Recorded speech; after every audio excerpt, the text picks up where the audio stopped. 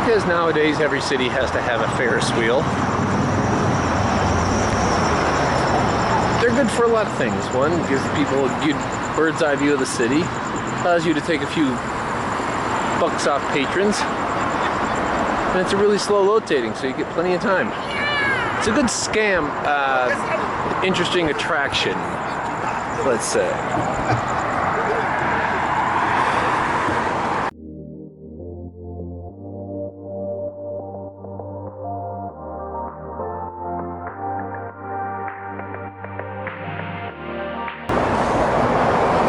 Vegas, the Sin City. It's really not that way anymore, since most of the vices which Vegas is kind of known for are, well, pretty much everywhere else nowadays. Now it's just, you know, gambling's all over the place. Liquor stores, all that stuff. I mean, they're closed for a few hours, but for the most part, the real draw of Vegas is now the attractions. The shows that they have, the casinos, the stores, that's what pulls people in, and that's what you gotta see. You got plenty of foreigners, plenty of people to meet, things to see, things to do. They got indoor skydiving, they got dune bugging, they got the desert, they got, well, for the time, Lake Mead. So you can play golf, you can go yachting, you can go golfing, you can go bungee jumping. You got a little bit of everything available to you. And that's the real appeal of Vegas now. I mean, I'm sure people come out here to gamble. I can't see why, but hey, if you like to sit at a table and throw your money away, who am I to object? Vegas itself is quite an amazing place. Just look at all the lights, all the entertainment, all the stuff trying to draw you in. But I wouldn't want any people to be confused. A lot of people take Vegas as kind of like the casino capital, and I don't know if it is or isn't, but I know that it's one major draw here, and it needs to be dealt with. And if you're walking around, the casinos are more than happy to let you walk through them, and it's worth the opportunity to. And, you know, think about it.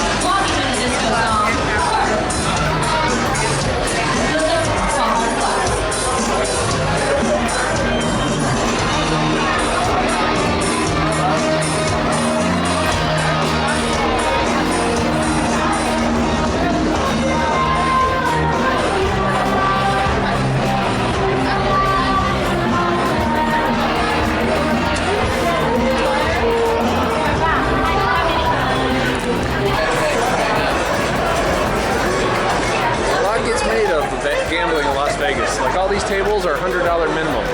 On the strip, you're gonna pay. If you come during a real off hour, like 9 a.m., yeah, you can get away with cheaper. But if you really want to go really cheap, you have to go off strip. Yeah, it's funny. Every time I come to Vegas, it's like, you need to see this show, you need to see this mall, you need to see this, you need to see that. I never heard you need to see the casino. And I know why. Because when it comes to casino design, there really hasn't been much change or kind of anyone willing to kind of switch up the game at all. The floors look almost identical, so it's all the spotlights out here which have to grab all the attention. Although I would say if someone were to kind of spice up the casino floor, they'd probably be looking into like a lot of money. You know, it's weird actually walking through a mall. Granted, this is in a casino, but I haven't been in a mall for years. Who goes to them anymore? I mean, just order everything on the internet. You don't have to go out. But people do it here. I mean, I'm not sure why people are paying inflated prices, but hey, well, maybe you can get away because their sales tax might be cheaper. You might be able to get away with it. So there maybe is a good point. Because every somebody started off as a nobody. So it's worth to check out the free concerts like this one that was playing at a lounge.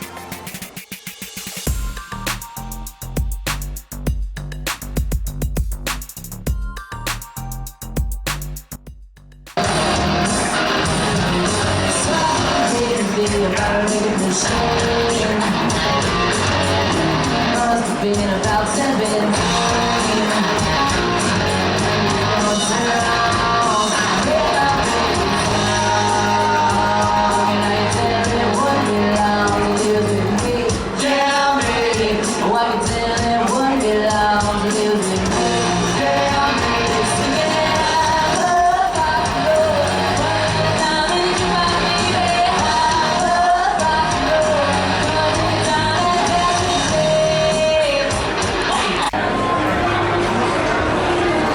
Chef Ramsay's restaurant in Las Vegas.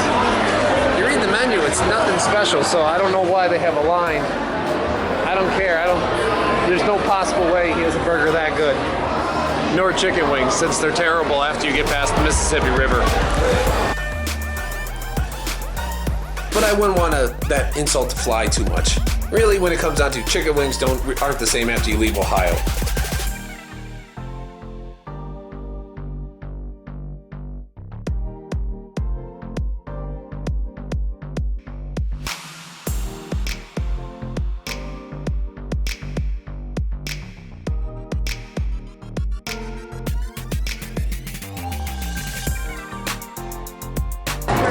There's someone doing street magic. And that's actually the best draw of the city. You know what you're doing. You can see a lot of performances for free. A lot of entertainment to be had. I mean, sure, a lot of the big shows will get the most ticket sales or whatnot. And I'm not saying they're not good. I haven't seen barely any of them, but the people watching what goes on, that is definitely something to see as well.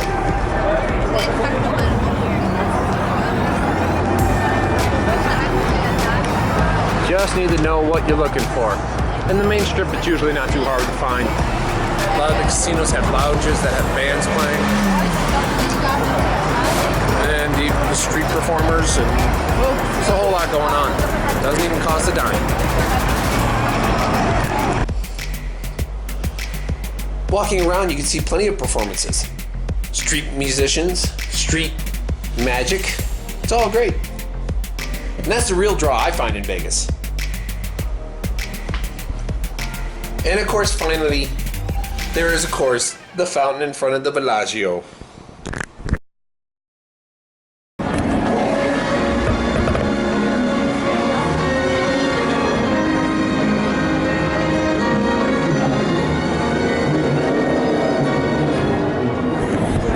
Them going off again.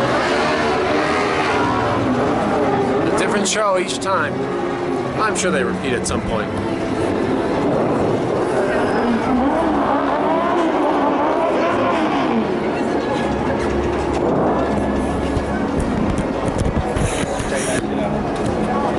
That's one thing that makes Vegas pretty good, is that there's a lot to do before you even break out your wallet, if you know what you're doing. I mean, I've only been in like 2-3 blocks of the main strip, and it's been probably 2-3 hours. Just wandering around can be just fun.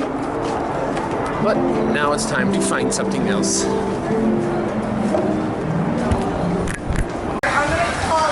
Nice way to beat the heat. Kind of those cool mist things they use in some of the professional football games. Really takes the edge up.